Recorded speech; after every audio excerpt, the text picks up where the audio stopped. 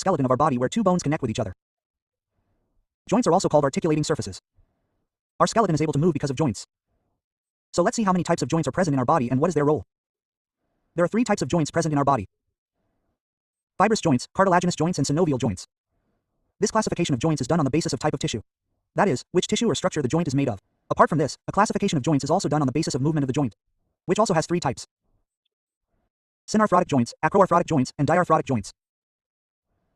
So let's first study in detail the classification done on the basis of type of tissue. Let's start with fibrous joints. These joints join two bones with each other with the help of dense fibrous connective tissue. Examples of fibrous joints include suture joints, gomphosis, and sanstosis joints. Suture joints are present in our skull. These joints join the skull bones very tightly. These joints are a little loose in childhood, but as we grow up, these joints become very tight. There is no movement in these joints, due to which these joints are included in the category of synarthrotic joints, i.e. immovable joints. Gomphosis is also an example of fibrous joint which is present between the teeth and jawbone. There is no movement in this joint as well. Therefore, this joint is also included in the category of synarthrotic, i.e. immovable joints. Desmosis is also an example of fibrous joint, and this joint is seen between radius and ulna bone. This joint is a little loose as compared to the other 2 joints, and fibrous ligaments are present in less quantity. This is the reason that a slight movement is found in these joints. Therefore, these joints are included in the category of amphiarthrotic joints, i.e. slightly movable joints. This was the detail of fibrous joints. Now let us study cartilaginous joints. Cartilaginous joints, as the name suggests, are joints made up of cartilage. Cartilage is a tough but flexible connective tissue. Cartilaginous joints are seen in our vertebral column. That is, the vertebral disc present in the vertebral column is an example of cartilaginous joints. Apart from this joint is also present in the pubic symphysis. Cartilaginous joints provide some movement because they are flexible.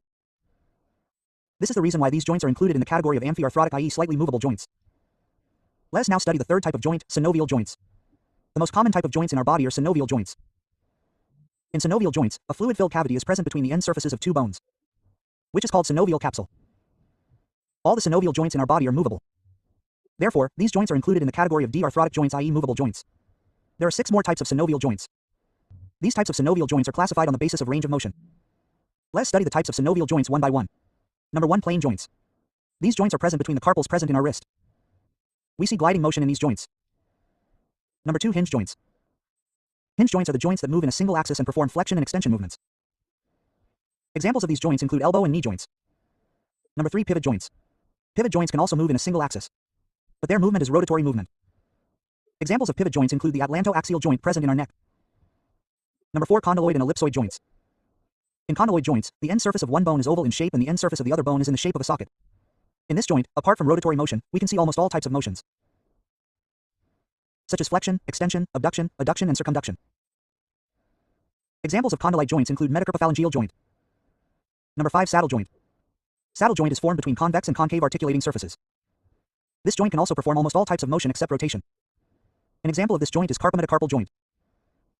Number 6, ball and socket joint. This joint is a highly movable joint. Therefore, we can call this joint the champion of all joints. In the articulating surfaces of this joint, one surface is like a ball and the second surface is like a socket.